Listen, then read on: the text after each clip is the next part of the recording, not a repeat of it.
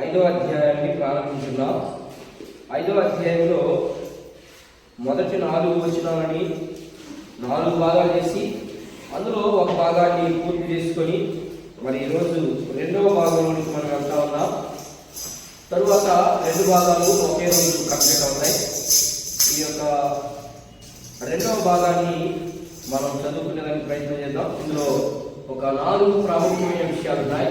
ఆ 4 ప్రాముఖ్యమైన విషయాలు మనం తెలుసుకొని మనం ఇంకా ముందుకి ఆధ్యాత్మికంగా ముందుకు వెళ్ళడానికి ప్రయత్నం చేద్దాం. అధ్యాయము రోమీయులకు రాయబడినటువంటి పత్రిక 5వ అధ్యాయము 1 నుంచి 4 వచనాలు మనం కలిసి చదువుకునేందుకు ప్రయత్నం చేద్దాం. కాబట్టి విశ్వాసం మూలమున మనము నీతిమంతులుగా తీర్చబడి మన ప్రభువైన యేసుక్రీస్తు ద్వారా దేవునితో సమాధానం కలిగి మరియు ఆయన ద్వారా మనకు విశ్వాసం వలన ఈ కృపయందు ప్రవేశము గలవారమై అందులో నిలిచి ఉండి దేవుని మహిమను గురించి నిరీక్షణ బట్టి అతిశయపడుతున్నాము. అంటే కాదు, శ్రమ ఓర్పును, ఓర్పు పరీక్షను, పరీక్ష నిరీక్షణను కలుగజేయని ఎరిగి శ్రమయందు అతిశయపడుతున్నాము. ఇక్కడ రాయబడినటువంటి మాటల్లో ఏం చెప్తున్నాడంటే పౌలు గారు చాలా విషయాలు పడుతున్నాడు. ఏంటంటే సమాధానం కలిగి ఉంటాము, మనకు నిరీక్షణ కావాలి, శ్రమలు వస్తాయి. ఆ శ్రమ ఏం చేస్తుందంటే ఓర్పునిస్తుంది, ఆ ఓర్పుని ఏం ఇస్తుందంటే సహనం ఇస్తుంది. ఇట్లా చాలా విషయాలు మాట్లాడుకుంటూ వస్తూ ఉన్నాడు. ఎందుకు ఈ మాట్లాడాల్సి వచ్చిందంటే కారణం ఏమిటంటే మనం 4 అధ్యాయాలు ప్రారంభం నుండి 4 అధ్యాయాల్లో ఉన్నటువంటి ఆ అంశం ఏంటంటే ప్రతి ఒక్కరిపైన దేవుని కోపము రగులుకుంటుంది. ఆ రగులుకున్న కోపాన్ని ఎలా తప్పించుకోవాలో దేవుడు మనకి తెలియపరుస్తూ కొన్ని విషయాలు మనకి చెప్తా ఉన్నాడు. అందుకనే మనకి ఏది కూడా దాచిపెట్టలేదు ఆయన. మనం పాడుకున్నాం ఇందాక పాట ఏమని, ఏది దాచిపెట్టలేదు ఆయన. మనం ఏ రీతిగా జీవించాలో, ఏ రీతిగా ప్రభు ఎదుట రేపు నిలవబడతామో అనే విషయాలన్నీ కూడా దాచిపెట్టకుండా ఆయన సంకల్పాన్ని అంతటినీ భూమి మీదకి బైబుల్ అంటే ఆయన ప్రవచన వాక్యముల ద్వారా మనకి తెలియపరచడం జరిగింది. అయితే ఎందుకు ఇంకా నిర్లక్ష్యం, ఎందుకు అంత అవిధేయత చూపిస్తున్నారంటే జనాలు, దేవుడు ముందుగానే చెప్పాడు, నేను రాబోయే సమయంలో అనేక మందికి ప్రేమ చల్లారిపోద్ది.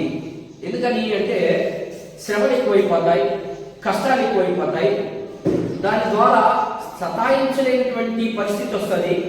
అలాంటప్పుడు కూడా అందుకని అక్కడ ఏమంటారంటే మీరు నిరీక్షణ కలిగి, నిరీక్షణ అంటే అర్థం ఏంటంటే ఎదురు చూపే, అది ఏ సమయమైనప్పటికీ కూడా అలా ఉండండి అని దేవుని వాక్యము మనకి ఘోషిస్తూ ఉంటే మనం ఏం చేస్తామంటే మాకున్నది ఒకే నిరీక్షణ, అదే ఏంటి అంటే ఈ లోకంలో జీవించే నిరీక్షణ అని క్రైస్తవులు నిజంగా చెప్తున్నాడు. క్రైస్తవులకే ఇంత నిర్లక్ష్యం ఇంకెప్పటికీ ఉండదు. కావాలంటే చూడండి, వారు గుడులకి గోపురాలు వెళ్ళేటప్పుడు అరగంట ముందే వెళ్తారు. పెద్దరాగమ్మా ఖచ్చితంగా వెళ్తారు. మనోళ్ళేమి 8:30కి చర్చి స్టార్ట్ అవుతుందంటే 10 గంటలకు కూడా చర్చికి రాకపోతే ఎక్కడుందా మనకి ప్రేమ? క్రీస్తు ప్రేమ మనలో ఉందా? నిరీక్షణ ఉందా మనకి? ఆయన దాచకుండా చెప్తున్నాడు. ఏం చెప్తున్నాడు? దేవుని మందిరానికి ఎప్పుడు వెళ్ళాలమ్మా? ముందుగా వెళ్ళాలి. హాలోకు ముందుగా వెళ్ళాడు కాబట్టి ఆయన శరీరంతోనే దేవుడిని కలుసుకున్నాడు. మనం ఆత్మీయంగా మనం ఉన్నా కూడా మనం కలుసుకోలేకపోతున్నాం అంటే కారణం ఏంటంటే నిర్లక్ష్యం. దానికే ఇక్కడ కొన్ని విషయాలు చూపిస్తా ఉన్నాడు. మీరు నిర్లక్ష్యం చూపించొద్దు, దేవుని విషయంలో ముందుగా ఉండండి. ఏ విషయమైనా అది మంచి కానీ చెడు కానీ దేవుని కార్యము అంటే ముందుగా ఉండడం చాలా మంచిది, మనకు చాలా ఆశీర్వాదకరంగా కూడా ఉంటాయి. అది ఒకవేళ ఈ భూమి మీద నువ్వు అనుభవించలేకపోవచ్చేమో, ఏమి ఇబ్బంది లేదు. భూమి మీద అనుభవించలేకపోయినా పరలోకంలో ఎలాంటి బహుమానాలు ఇవ్వబోతున్నాడో నేను ఈరోజు కొన్ని విషయాలు మీకు చూపించబోతా ఉన్నాను. జాగ్రత్తగా పరిశీలించండి. రోమా పత్రిక ఇది 2వసారి చెప్పడం, నేను ఆల్రెడీ ఒకసారి అయిపోయి 2వసారి ప్రారంభించున్నాను. అయినా కూడా మనకు మార్పులు చేర్పులు జరగలేదు అంటే మనం ఎలాంటి వారిని దేవమ్మ, మనం ఎలాంటి వారిని చెప్పేది లేదు. వాత వేయబడినటువంటి మనస్సాక్షి గలవారు అంతే. ఇక అంతే, ఇక అంతకుమించి ఇంకేం లేదు. దానికి బైబిల్ ఇచ్చే డెఫినేషన్ ఏదైనా ఉంది అంటే మీరు వాత వేయబడినటువంటి మనస్సాక్షి కలిగిన వారు, మీ మనసును మారవు అంతే. కాబట్టి కొన్ని విషయాలు చూసేదానికి మనం ప్రయత్నం చేద్దాం. ఇప్పుడు రెండవదిగా దేవుని సన్నిధిలోకి ప్రవేశం. ఏంటంట, ఇంతకు ముందు దాకా ఏం చూసాం, 4 అధ్యాయాల దాకా దేవుని యొక్క ఉగ్రత చూసాం. ఆ ఉగ్రత నుంచి తప్పించుకోవడానికి ఎలా దేవుడు ప్లాన్ చేశాడు, ఎలా మనల్ని సిద్ధపరిచాడు అనే విషయాన్ని, కొన్ని విషయాలు మాత్రమే నేను తెలియజేయడానికి ప్రయత్నం చేస్తాను.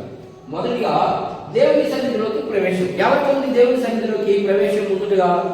మొదటిగా అన్యులకు ఉందా ఇలాంటి ప్రవేశం? ముందుగా ఎవరు వెళ్తున్నారు? ఇది నాకు కావాల్సిన పాయింట్. దేవుని సన్నిధిలోకి మనం వెళ్తున్నాం అసలు మనకు లేదు. ఎందుకని? యూదులు ఏం చెప్పారంటే, మీరు అన్యులు, మేము దేవుని కుమారునివి, మేము దేవుని పిల్లలవి, మాకు తప్ప ఇంకెవరికి అలాంటి అర్హత లేదు. ఎందుకని? దేవుని వాగ్దానాలన్నీ మావి, అసలు దేవుడే మాలో నుంచి వచ్చాడు, కాబట్టి మీరు వచ్చేదానికి లేదు అని మనకు ఒక గీత పెట్టారు. తెలుసు కదా మీకు, ఆవరణము, పరిశుద్ధ స్థలము, అతి పరిశుద్ధ స్థలం. మనకు ఆవరణలోనే ఉండేవాడు. అర్థమైనా? మీకు ఇక్కడ సింపుల్గా ఒక గీసుకొని చూపిస్తాను. ఇక ఇలా మందిరం అయితే దీంట్లో 2 అర్మలు. ఇది పరిశుద్ధ స్థలం. ఈ పరిశుద్ధ స్థలంలోకి ఎవరు పోయేదని లేదు, యాజకులు మాత్రమే పోవాలి. ఈ పరిశుద్ధ స్థలంలో ఎవరుంటారు అంటే యూదులు, కొరవాడు ఉన్నారుగా. యాజకులు కాకుండా యూదుల్లో ఉన్నటువంటి కొరవ వారు ఈ భాగంలో కూర్చున్న వాళ్ళు. మనకు మాత్రం ఇది మన పొజిషన్. అందుకనే యోహాను సువార్తలో 2వ అధ్యాయంలో ఆ పెళ్లి విందులో ఉన్నారు కదా, పెళ్లి విందులో మనకు కనబడుతుంది. అక్కడ 2వ అధ్యాయంలో 3వ అధ్యాయంలో కనబడుతుంది. అక్కడ బయట పెట్టుకుంటాయి 4 కుండలు, 6 కుండలు. ఏంటి ఆ కుండలు అంటే, అలాంటి వారి మనం, దేనికి యోగ్యత లేనటువంటి వారు మనం, అలాంటి కుండలు లాంటి వారిని ఇప్పుడు దేవుడు ఏం చేశాడు అంటే, తన శిలువ మరణము ద్వారా, ప్రతిదీ గుర్తుపెట్టుకోండి, తన శిలువ మరణము ద్వారా మనం ఇప్పుడు ఏం చేశాడంటే ఈ అడ్డుగోడను తొలగించాడు.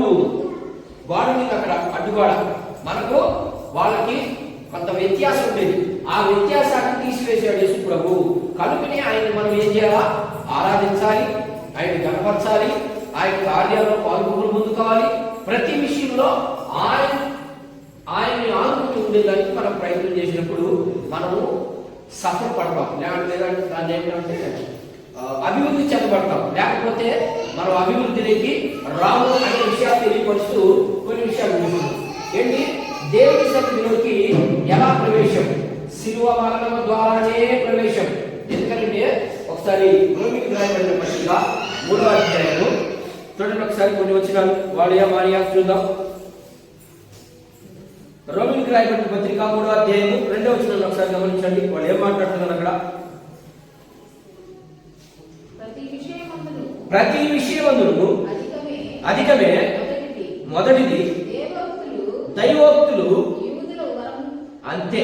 ఎవరైనా ప్రతి విషయంలో, అంటే ఈ భూమి మీద ఏది జరిగినా, ఈ భూమి మీద ఏది వచ్చినా ప్రతి విషయంలో యూదులే. ఏంటి? దైవోక్తులు అంటే దేవుడు ఇచ్చినటువంటి వాగ్దానాలు కానీ, దేవుడు ఇచ్చినటువంటి సమస్తము మావే.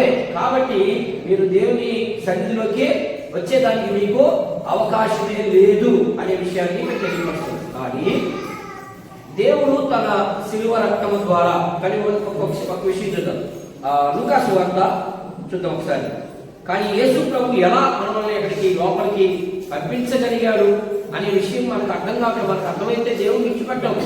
మనకు అర్థం కాకనే నేను అదే చెప్తున్నాను. ప్రతి వేపు అర్థమైతే, దేవుని అర్థం చేసుకుంటే అప్పుడు మనకు నిజంగా మారు మనసు వచ్చిందో లేకపోతే రక్షణ వచ్చిందో మనకు అర్థమవుతుంది. మనం ఏమనుకుంటున్నాం అంటే రక్షణ వచ్చేసింది, మారు మనసు వచ్చేసింది, ఓహో చప్పట్లు కొట్టుకొని రేపు పరలోక రాజ్యం వెళ్తున్నారేమో అనుకుంటారేమో.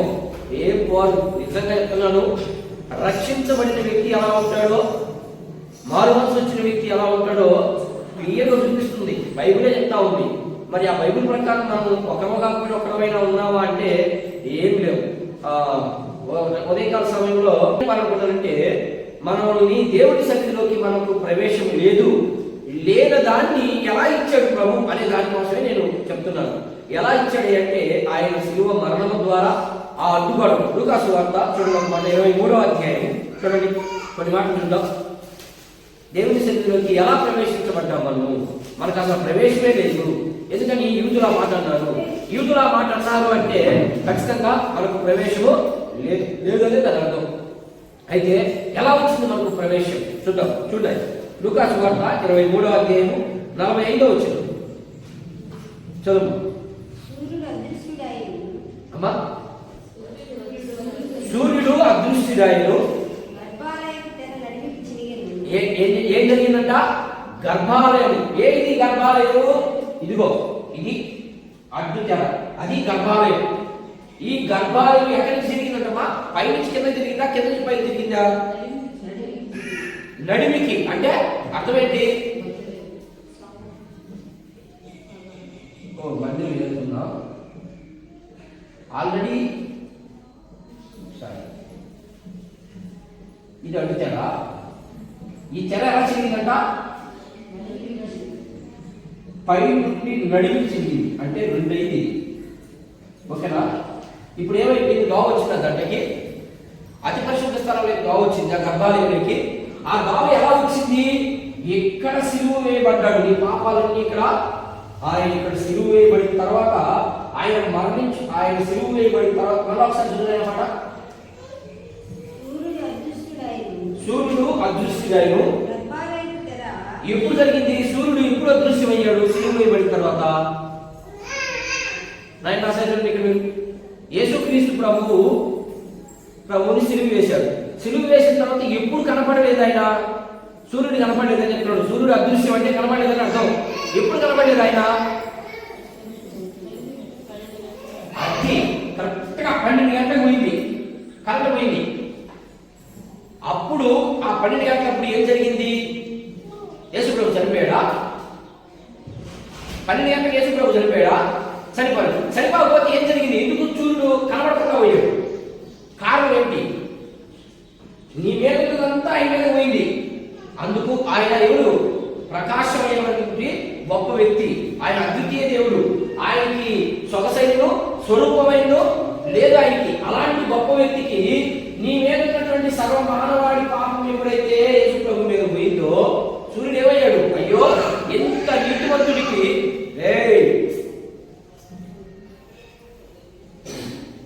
ఎంత నీతిమంతుడికి ఎంత అవమానమా, ఎంత భయంకరమైనటువంటి తీర్పు అని ఎప్పుడైతే ఇది ఇక పడిందో అప్పుడు సూర్యుడు ఏమయ్యాడు?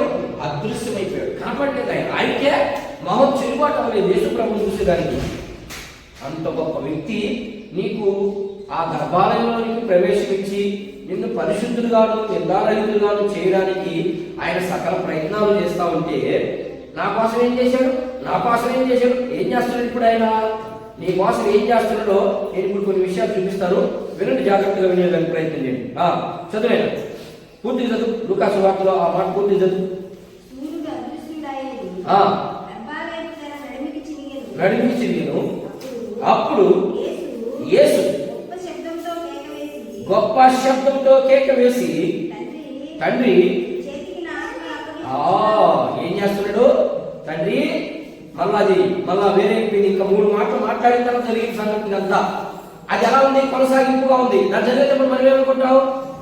నడిమికి చిరిగింది 12 గంటలకి. వెంటనే ఏమవుతుంది అక్కడ? నా ఆత్మ నీకు అప్పగిస్తున్నాను అన్నాడు. ఈ మధ్యలో ఇక్కడ కొరైన పోయినట్టే. అందుకని వాక్యము అక్కడ దొరుకుతుంది. ఒకవేళ బర్రె మేస్తున్నారు, బర్రె ఆవు మేస్తున్నారు, వరుసగా మురువుగా ఎవరు మనిషిగా వరుసగా వేసుకుంటా పోదు. దానికి ఎక్కడైతే బాగా ఆహారం దొరుకుతుందో దాన్నే ఎత్తుకుంటుంది. ఎక్కడైతే లేతగా ఉంటుందో, ఎక్కడైతే నవనవలాడుతుందో దాన్నే ఎత్తుకుని వేస్తుంది. అలాంటిది అనమాట. సరే, ఇక్కడ జరిగింది. తరువాత మనం ఎలాంటి పరిస్థితుల్లో ఉన్నామో చూడండి. ఎఫ్ఎస్సి పత్రిక 2వ అధ్యాయం. ఆడ చనిపోయాడు, కేక వేసాడు, బాగానే ఉంది. కేక వేసిన తర్వాత వచ్చిన ఆదాయం ఏంటి? ఆదాయం కావాలి కదా మనకి. యేసు ప్రభు తనకు వచ్చేదే మనం ఉంది కదా, ఆదాయం కోసమే కదా. 2వ అధ్యాయం 14 వచ్చిన చదువులేనా? 14 కానీ చదువుకుంటారా? ఆయన మన సమాధానమైంది. అక్కడ మీకు మాకు అని ఉంది. మీకు ఇవ్వరు, మాకు ఏమ్మా? పౌలు గారు మాట్లాడుతున్నాడు ఇక్కడ. ఎఫెసీ సంఘంతో పౌలు మాట్లాడుతూ మీకును మాకును అంటున్నాడు. అంటే అర్థం ఏంటంటే అన్యులకి, అలాగనే యూదులకి, లేకపోతే క్రైస్తవులకి యూదులకి ఎట్లయినా వేసుకోవచ్చు, అన్యులైనా వేసుకోవచ్చు, ఎట్లయినా వేసుకోండి మీరు. కానీ అక్కడ వాస్తవానికి ఇక్కడ ఉన్నది యూదులకి క్రైస్తవులకి అనే ఇక్కడ. అయితే మీకును మాకును చదువుమా ఏ ద్వేషం ఉంది వాళ్ళకి మనకి? మీకును మాకును ఉండిన ద్వేషమును అనగా విధి రూపకమైన ఆజ్ఞల గల ధర్మశాస్త్రమును తన శరీరమును కొట్టివేడి చేత మధ్య గోడను పగలగొట్టి మన ఉభయులను ఏకము చేసెను. చాలు. ఏముంది ఇక్కడ? వాళ్ళకి మనకి ద్వేషం ఏముంది? వాళ్ళు చెప్పారు కదా, దైవోక్తి మాయి మీకేం సంబంధం లేదు, మీకు ఎలాంటి అర్హత లేదు, మావి మీరు అని అనుకుంటున్నారు. కాబట్టి ఇప్పుడు ఏం చేశాడంటే, అంటే కొరవాడందరూ ఎదవరండి దాంట్లో, కొరవాడందరూ దేవుని పిల్లలు కాదండి దాంట్లో, కాదు వాళ్ళు కూడా నా పిల్లలే. ఎలా పిల్లలయ్యారంటే దానికే సిలువ వేయబడ్డాను నేను అని మన ఉభయులని ఏకం చేశాడు. ఇంకా చదవండి, చదువు. ఇట్లు సతి చేయొచ్చు ఈ ఇద్దరిని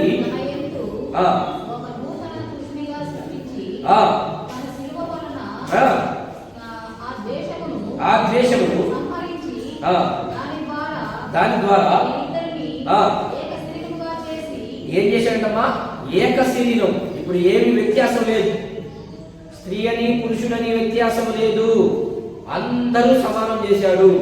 యూదులని అన్యులని క్రైస్తవులని వ్యత్యాసం లేదు, అందరినీ ఏక శరీరంగా చేసేసాడు ఆయన.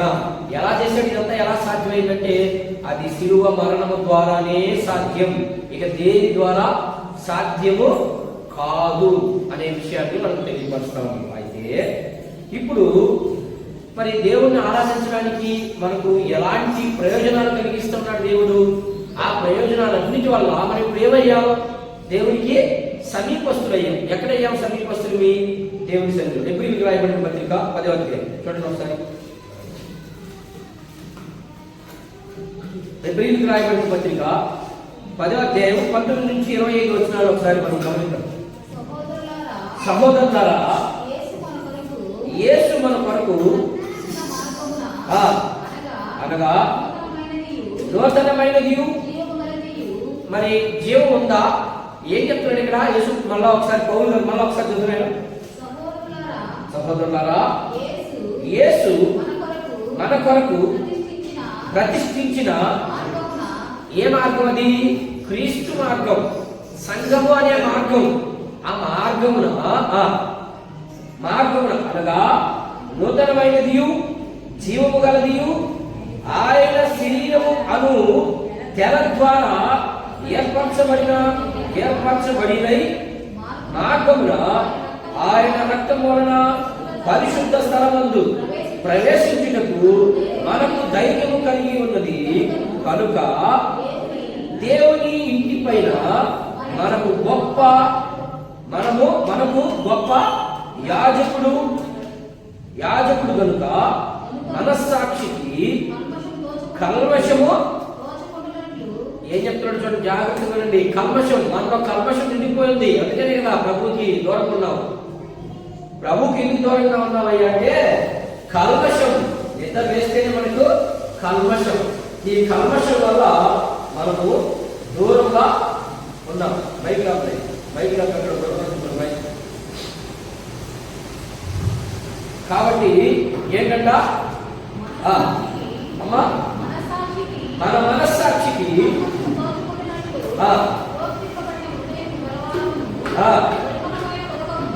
నిర్మలమైన ఉదకముతో స్నానం చేసి శరీరము గలవారమునై ఉండి విశ్వాస విషయంలో సంపూర్ణ నిశ్చయత కలిగి యథార్థమైన హృదయంతో మనము దేవుని సన్నిధానములకు చేరుదుము. చేరుతున్నాము దేవుని సన్నిధికి.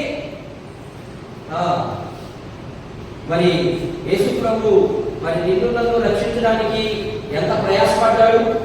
ఆ ప్రయాసం తగినట్టు అయినా మనం దేవుని సన్నిధికి వస్తున్నామా?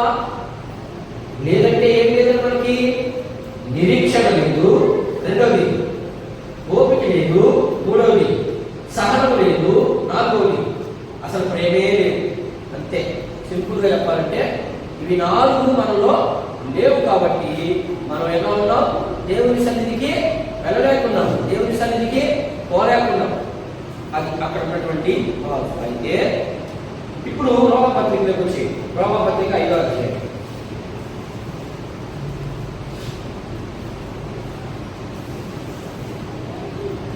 2వ వచనాన్ని చదువు.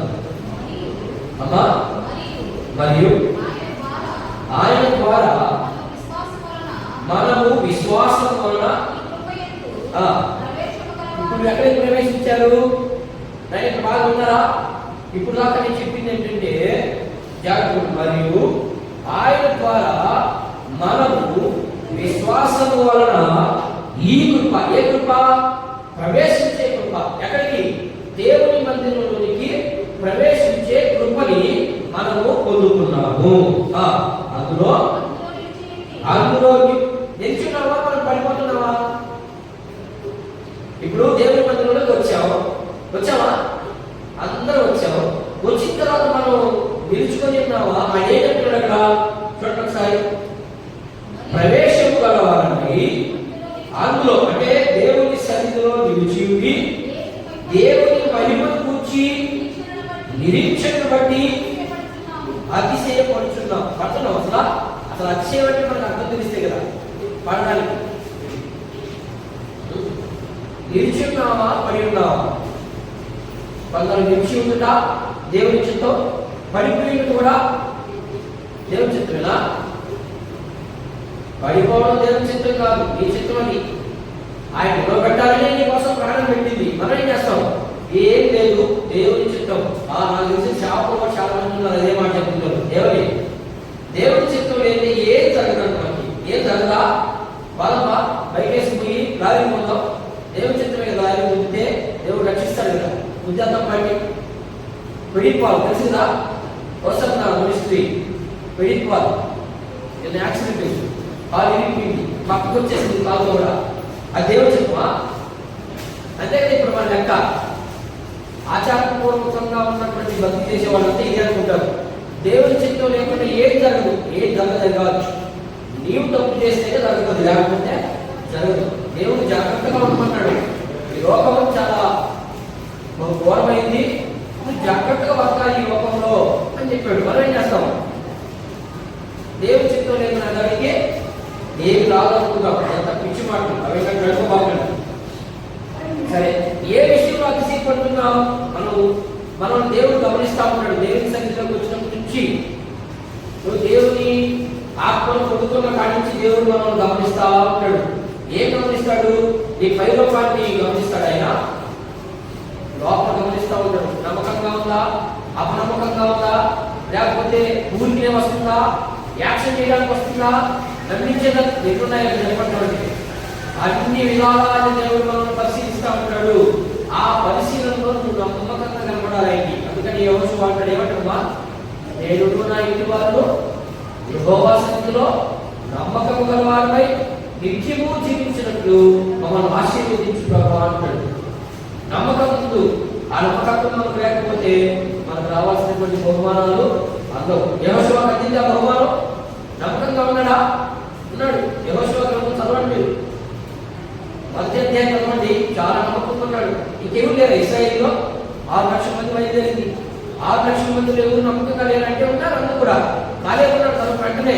మరి కాలేబు ఎవరైతే పోస్టు కాలేబు నాకు కాలేబు ఏమంటాడంటే, నాకు ఉత్తర భాగాన్ని నాకు ఇచ్చేవయ్యా దేవుడే నాకు చెప్పాడు అన్నట్టు. స్వార్థం అంటే దేనికోసం వచ్చాడు కాలేబు? దేవుడితో నమ్మకంగానే ఉంటాడు. కానీ దేనికోసం వచ్చాడు? భూసంబంధమైన దానికోసం వచ్చాడు. దేవుడు నమ్మకం మీద దేవుడితో కూడా రాలేదు. దేవుడితో కూడా నడిచాడు, కానీ మనకు కూడా నడుస్తున్నాం. కానీ మనకు కూడా భూసంబంధమైనటువంటి ఆలోచన ఎక్కువ, భూసంబంధమైనటువంటి వాటి మీద మనస్థాపన.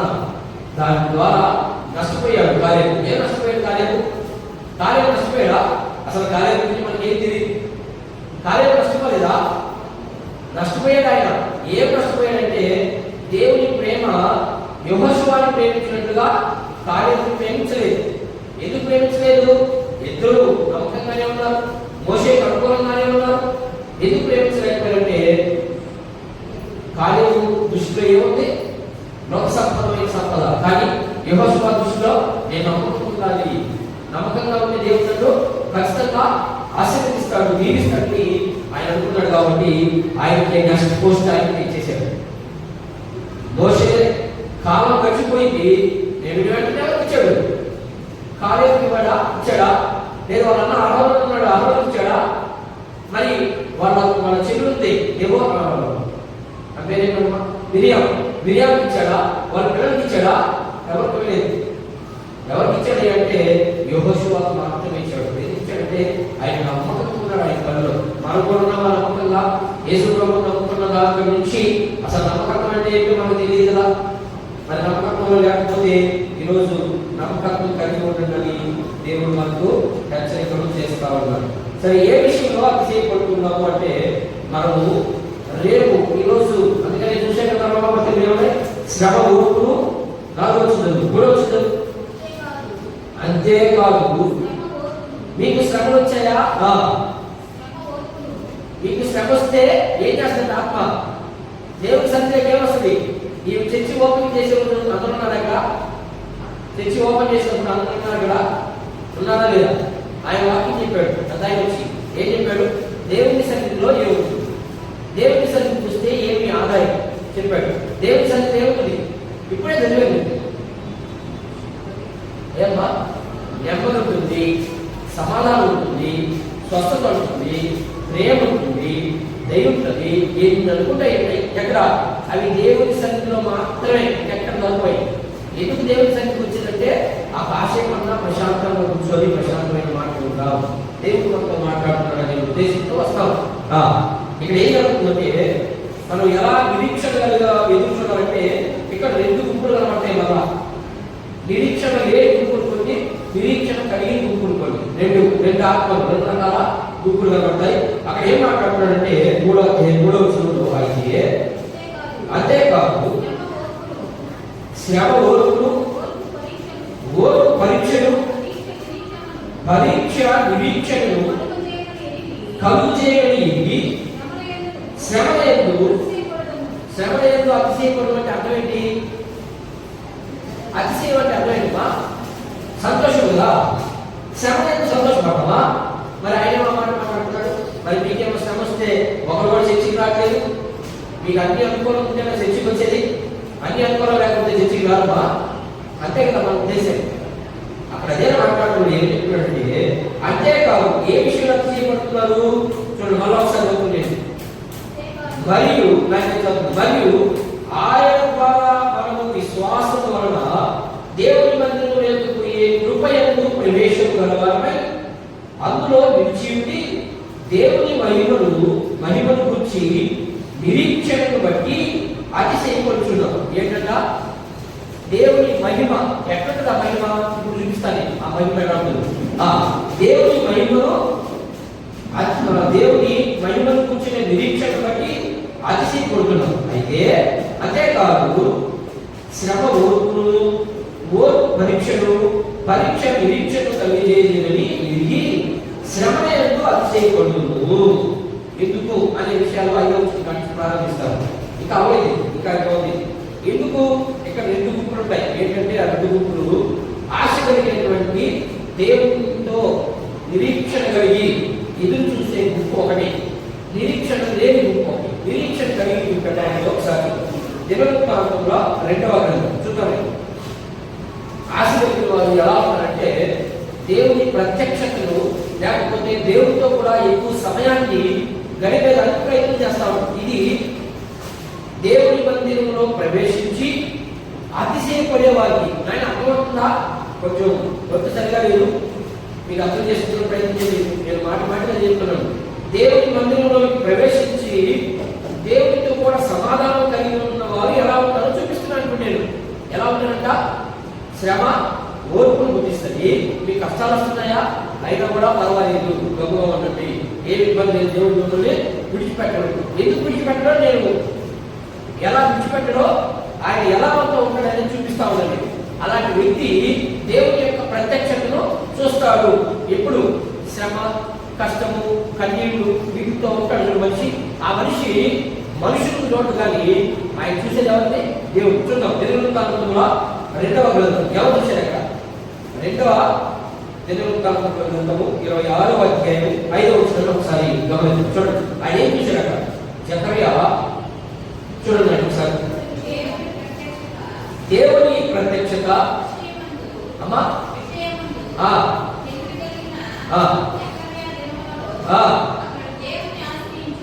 ఎవరు ఆశ్రయించాడు? ఆయన దేవుని ఆశ్రయించాడు. అతడు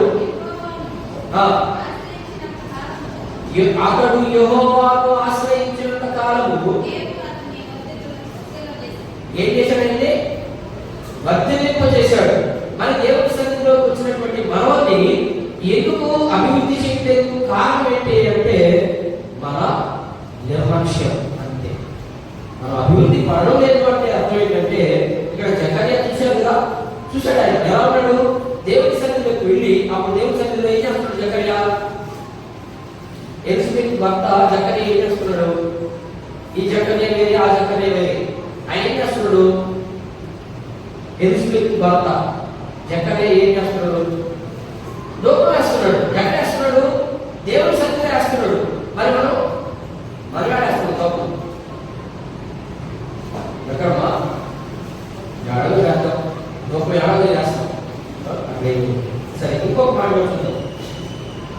యోహాను సువార్త చూద్దాం. యోహాను సువార్త 17వ అధ్యాయం 2 మాటలు తప్పని ముగించేద్దాం. యోహాను సువార్త 17వ అధ్యాయము 24వ వచనం నుండి 26వ వచనాల్లో ఒకసారి గమనించండి. అమ్మా తండ్రి నేను ఎక్కడ ఉందో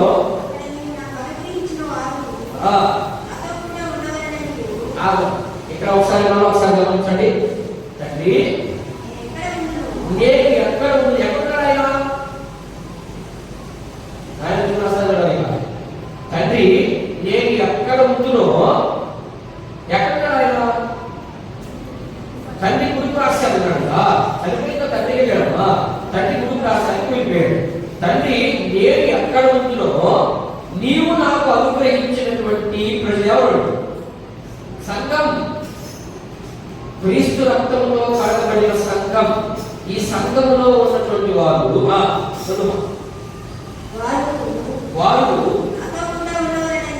నాతో కూడా ఉండవలని నీవు నాకు అనుగ్రహించబడిన నా మహిమను వారు కూడా చూడవాలని కోరుచున్నాను.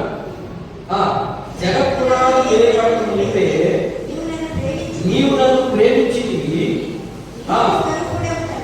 నీతి స్వరూపుడకు తండ్రి లోకము నిన్ను ఎరుగలేదు, నేను నిన్ను ఎరుగుదును. నీవు నన్ను పంపితువని ఎవరు ఎరుగుతున్నారు? వీరు అంటే ఏమన్నా చూడండి. ఇక్కడ నన్ను లోకంలోకి పంపుతున్నావు, అది వీరు ఎరుగుతున్నారు అన్నాడు. ఎవరు వాళ్ళు? అందరూ ఎరుగుతున్నారా? యేసుప్రభు ఎవరు? వారికి బయటికి వెళ్తా పాటి ఏమా బయటికి వెళ్ళి యేసుప్రభు ఎవరు చెప్తారు? దేవుడే చెప్తాడు. మరి అందరూ కూడా వీరేం చెప్తాడు? వీరు మాత్రమే ఎరుగుతున్నారు అంటే అర్థమేంటి? నాకు చాలా లోతుగా ఆలోచన చేయాలి. నేనేం చెప్తున్నానంటే ఇప్పుడు లోకమంతా యేసుప్రభు ఎవరు తెలుసా?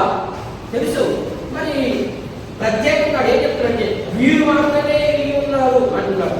లోకంలో శ్రమ వచ్చిందనుకో, లోకస్తులకు శ్రమ వస్తే నిలబడతారా? నిలబడు. అదే యేసుప్రభు ఎన్నికలు నిజంగా ఎన్నికలు ఎన్ని శ్రమలు వచ్చినా దేవునికి ఇవ్వాల్సిన సమయం దేవుడికి అంతే. అదే మాట్లాడుతున్నాడు. వాళ్ళు మాత్రమే ప్రత్యేకంగా. ఇప్పుడు అర్థమైందా? ఎవరుంటారు నీకు దేవుని దగ్గర చెప్పేది అర్థమవుతుందా? అర్థమవుతుందా? ఇప్పుడు దేవుని దగ్గర ఈ మాటలు బట్టి ఎవరుంటారు? అందరుంటారా? అందరుంటారా? కొట్టుకుంటారా? అదేం చెప్తున్నాడంటే వీళ్ళు ప్రత్యేకంగా చెప్తున్నాడు. ఆ ప్రత్యేకమైన గుంపు మాత్రమే ఉన్నది. పర్వాలందరూ ఉండడానికి అర్థం.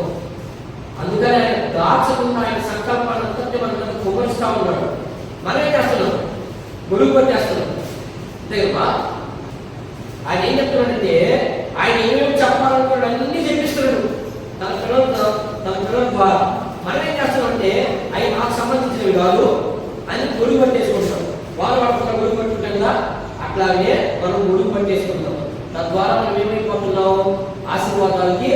దూరం అయిపోతాము. మనం ఒకసారి చదువు కొనసాగుతున్నాం, చదువునండి. నీవు నా యందు ఉంచిన ప్రేమ వారి యందు ఉన్నట్లు నేను వారి యందు ఉన్నట్లు వారికి నీ నామము తెలియజేసి ఇంకనూ తెలియజేయని చెప్పి ఇంకా చెప్తా ఉన్నాను. మాటి చెప్తానే ఉన్నాడు ఆయన. ఏం చెప్తున్నాడు? నా సంకల్పం వేరే, మీ ఆలోచన వేరే, నా చిత్తం వేరే, మీ చిత్తం వేరే. మీరు దేనికోసం ప్రయాసపడుతున్నారు? భూ సంబంధమైన దాని మీద ప్రయాసపడుతున్నారు. అది నా చిత్తం కాదు. యోహాను రాసిన మొదటి పత్రికలో ఉన్నది. మత్తయి సువార్త 10వ అధ్యాయం ఉంది. ఎక్కడ చూసినా ఏ మాటలు కనబడతాయి? మీరు లోకంలో ఉన్న వాటిని ప్రేమించద్దు. మీకు ఎంతవరకు అవసరం అంతవరకే ప్రేమించండి. అదేం చేస్తాం? అధికంగా ప్రేమిస్తా ఉన్నాం. అధికంగా ప్రేమించే మనం దేవుడికి అధికంగా దూరమైపోతాము. ఎప్పుడైతే దేవునికి దగ్గర అవుతామో మన ఆత్మీయ జీవితం కూడా దేవుడిలో పరిపూర్ణకి వస్తుంది.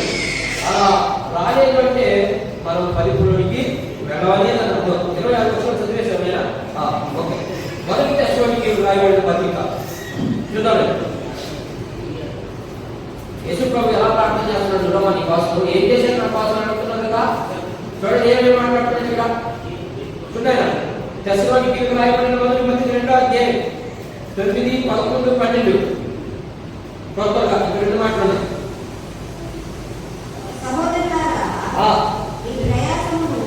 ఏంటంటే మీరు ఈ భూమి దేనికోసం ప్రయాసపడుతున్నారు? అదే మాట్లాడుతున్నాడు అక్కడ. సహోదరులారా, మీ ప్రయాసములు కష్టములు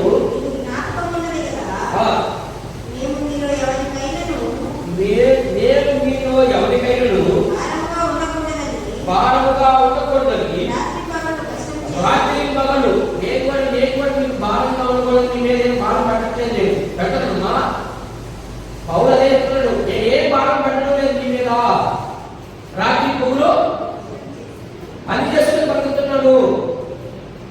మరి మీరు మీ పరిస్థితి ఊహించండి ఒకసారి. ఊహించాలి. ప్రతిదీ కూడా మనం బైబిల్లో ఉన్న ప్రతి వచనాన్ని మనం ధ్యానం చేస్తూ వెళ్ళాలి. ఏంటి మన పరిస్థితి ఏంటి? మనం ఎలా ఉన్నావు? ఎవరికి భారంగా ఉన్నావు? పౌలు అంటున్నాడు, నేను ఎవరికి భారంగా ఉండకూడదు. ఎందుకని మీరు తినేది మీరు తిని మీరు సంపాదించుకుంటే కష్టం. ఆ రోజు నాకు బయటకు ఉన్న పరిస్థితి.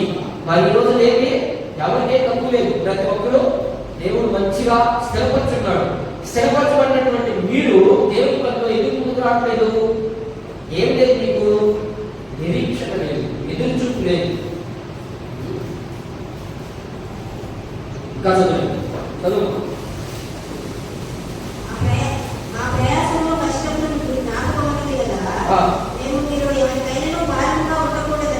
మేము మీలో ఎవరికైనా భారంగా ఉండకూడదని రాత్రి పగలు కష్టం చేసి జీవనం చేస్తూ మీకు దేవుని సువార్తను ప్రకటించింది.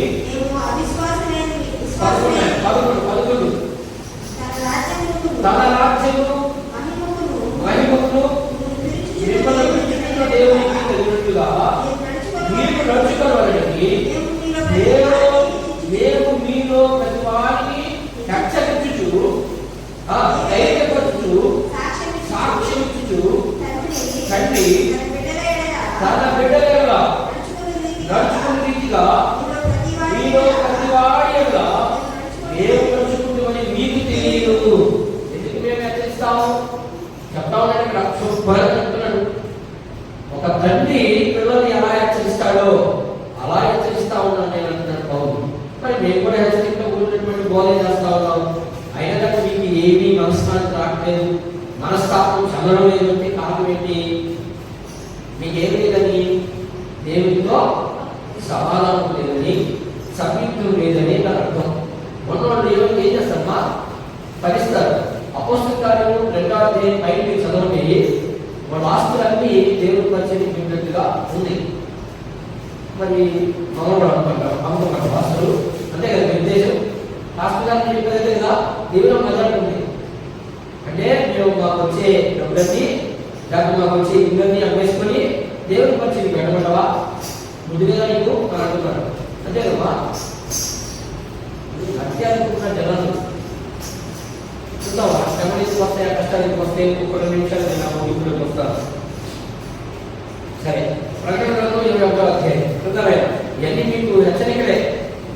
ఏంటి దేవుని పరిచర్యకి అక్కడికి వెళ్ళిపోతున్నారు అమ్మా. హాస్పిటల్ అయితే దక్షిణ గుమరిమా కొబ్బరిస్తామా కొబ్బరిస్తామా. మరి దేవుని పరిచర్య ఏమి దేవుడు ఇవ్వడానికి అమ్మా, దేవుడు కూడా దేవుడు ఇవ్వలేదా? దేవుడి పరిచర్యకి అక్కడికి వెళ్ళిపోతా ఉన్నారు, పనికి రావట్లేదు. కనీసము దేవుడి సన్నిధి కన్నా రావడం ఆయన అంటే దేవుడి సన్నిధి కాదు. ఏమి ఏం లేదని తెలియకండి అర్థం. వీళ్ళకి నిరీక్షణ లేదు, వీళ్ళకి సమాధానం లేదు, ఇంకేం లేదండి. వీళ్ళకి ఏం లేదని నా అర్థం. ఏం పదే పదే అనుకుంటున్నాం, దేవుని అక్కడ సమీపించింది. ఇప్పుడు వాళ్ళు చేసింది అది భక్తి కాదు, ఇక చేసే భక్తి. ఎప్పుడు వస్తాడో తెలియదు దేవుడు. మీరు ఈ భూమి మీద నుంచి ఖాళీ చేయగలిగే, ప్రభు ఈ భూమి మీద రాకగలిగే సరి చేసుకోండి జీవితాన్ని. వచ్చేస్తాయి ఇంచుమించుగా 60-70 ఏళ్ళు వచ్చేసే దగ్గరికి. 60-70 ఏళ్ళు వచ్చేసి ముగ్గురుగా సరి చేసుకోవాలి జీవితాన్ని. ఇంకా ఉంది నా జీవితం, సినిమా యాక్టర్ చెప్తున్నా, నాకు ఇంకా జీవితం ఉంది, ఆ జీవితం వస్తాయి, అయిపోతే ఎప్పుడు వస్తాను అని అంటారా? ఖచ్చితంగా జరుగుతూ ఉంది. మళ్ళా కరోనా స్టార్ట్ అయిపోయింది, వచ్చేసింది. ఎక్కడలాగా విజయవాడలో వచ్చేసింది. చెప్పాడు దేవుడు, నేను వచ్చేటప్పుడు ఇవన్నీ విపత్తులు కొడతాయి, అయినా మీరు ఏం దిగి పడుతుంది అన్నా కాదు. మనం ఏం చేస్తాం చూద్దాం. ప్రకటన గ్రంథం 21వ అధ్యాయం 2-4 చూడండి. 2 మాటలు ముగించేద్దాం అమ్మా. 21వ అధ్యాయము 2వ వచనం, మరియు నేను నూతనమైన యెరూషలేము అను ఆ పరిశుద్ధ పట్టణము ఎవరికో తన భర్త కొరకు అలంకరించబడిన. ఇప్పుడు యెరూషలేము ఎవరు? యెరూషలేము ఎవరమ్మా? నూతన యెరూషలేము ఎవరు? అక్కడ గడపకండి. పాత నిబంధనలో ఉన్నటువంటి యెరూషలేము గడపకండి. క్రొత్త నిబంధనలో నూతన యెరూషలేము ఎవరు? సంఘం. మీరు సంఘం, ఈ నూతన యెరూషలేము సంఘం. ఈ సంఘం ఎలా ఉండాలంటే భర్త కోసం చదువుమా,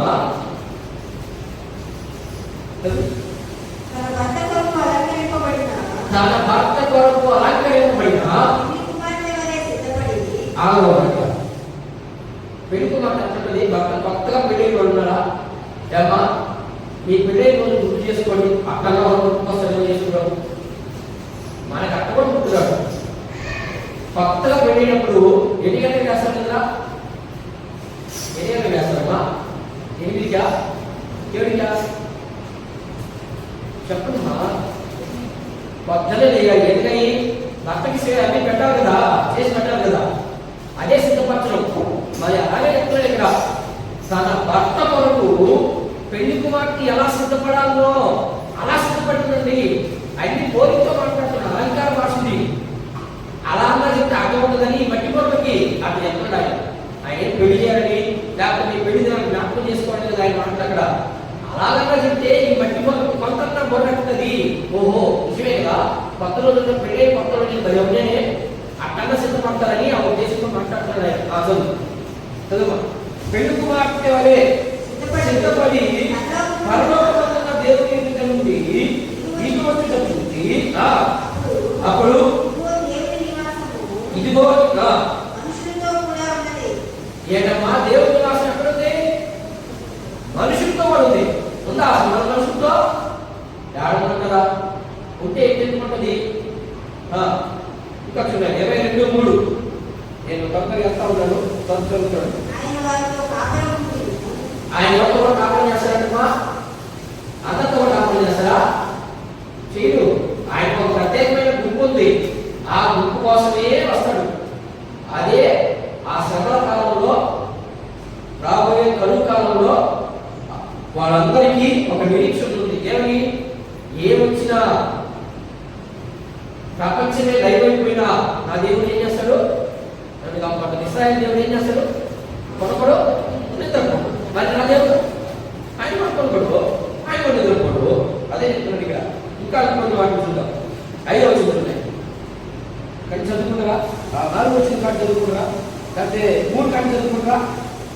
22 చదువు. లాస్ట్ చివరి మాట. ఆయన 22:3. ఇక మీదట శాపగ్రస్తమైనది ఏమీ దానిలో ఉండదు. దేవుని యొక్కయు గొర్రెపిల్ల యొక్కయు సింహాసనపు దానిలో ఉండదు. ఆయన దాసులు ఎవరన్నా సంగమని రాయలేదే, అందరం రాయలేదే. ఆయన దాసులు. దాసులు అంటే మా పేరు మీద అనుకుంటారేమో. లేదు, అక్కడ ఏముండదు. వాళ్ళందరూ సమానమే. అందరూ అక్కడ పుంగులింగంతో మాట్లాడతారు అంతే. అక్కడ వ్యత్యాసం చూపించట్లేదు. చనిపోయిన తర్వాత మనకి వ్యత్యాసం ఏమి ఉండదు. ఇక్కడ స్త్రీలింగం పురుషులింగం అక్కడ ఏముండవు. అక్కడ అంతా సమాధానం. అందుకని ఇక్కడ పుంగులింగంతో మాట్లాడతాడు.